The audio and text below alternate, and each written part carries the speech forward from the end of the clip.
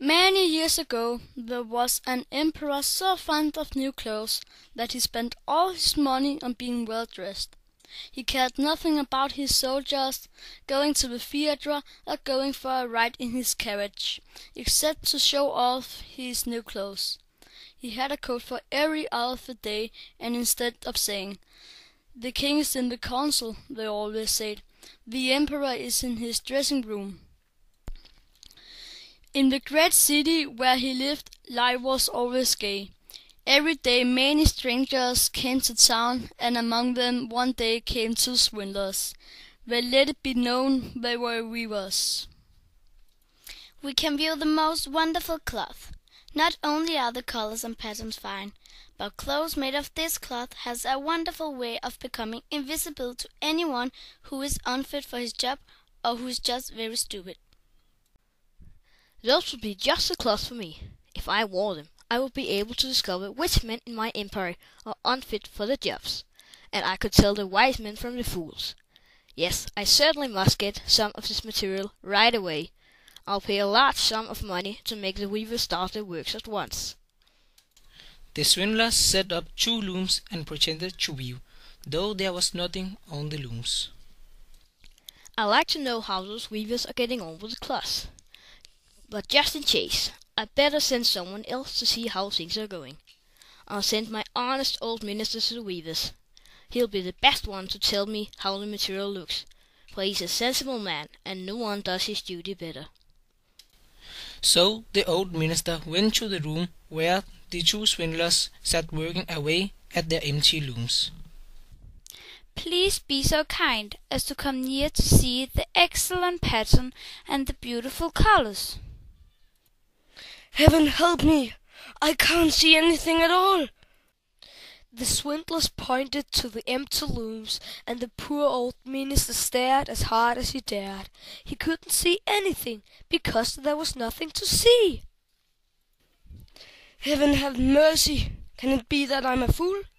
I would never have guessed it, and not a soul must know. Am I really unfit to be a minister? Tell us what you think of it. Oh, it's beautiful! Such a pattern! What colors! I will tell the emperor how happy I am with it. We are pleased to hear that. They went on to name all the colors and to explain the intricate pattern.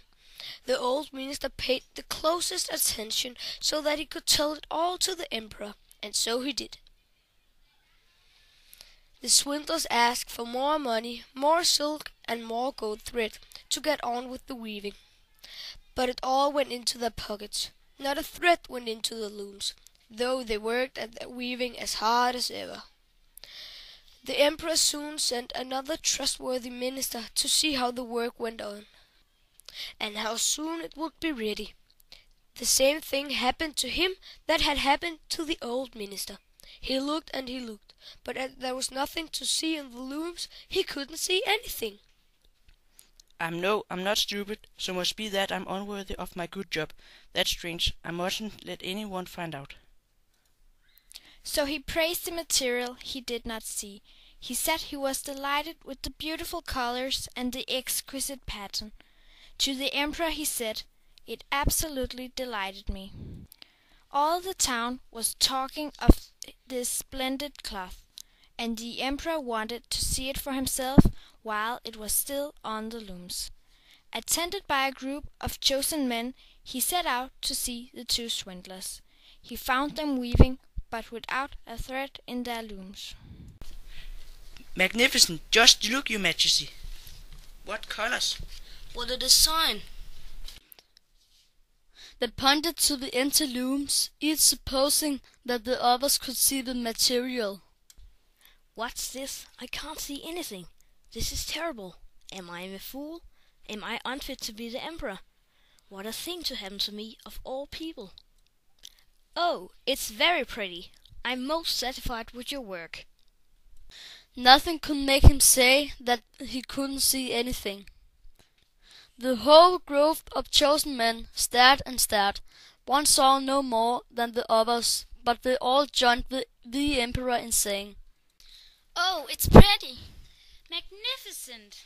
Excellent! These words went from mouth to mouth, and everyone did his best to seem well pleased.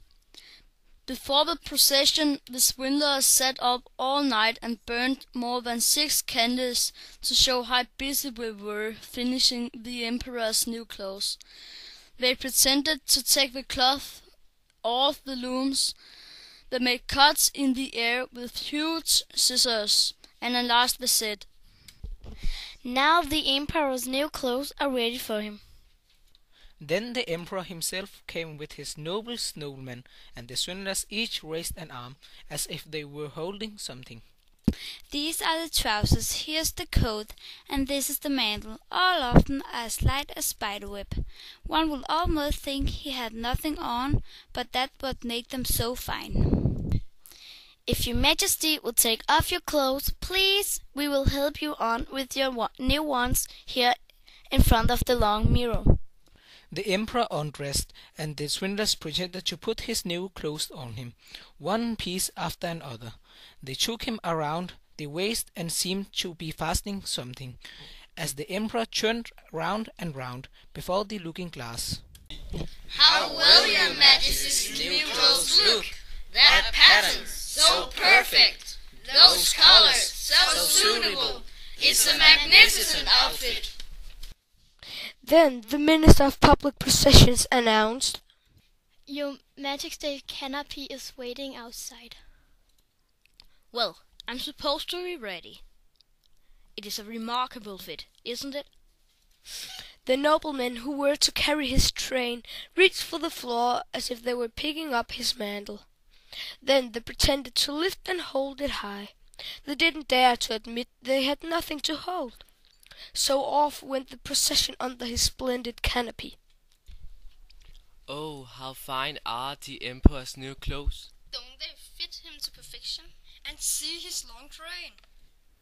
Nobody would confess that he couldn't see anything, for then he would be unfit for his job, or a fool. No costume the emperor had worn before was ever such a complete success. "But he hasn't got anything on." Did you ever hear such innocent talk?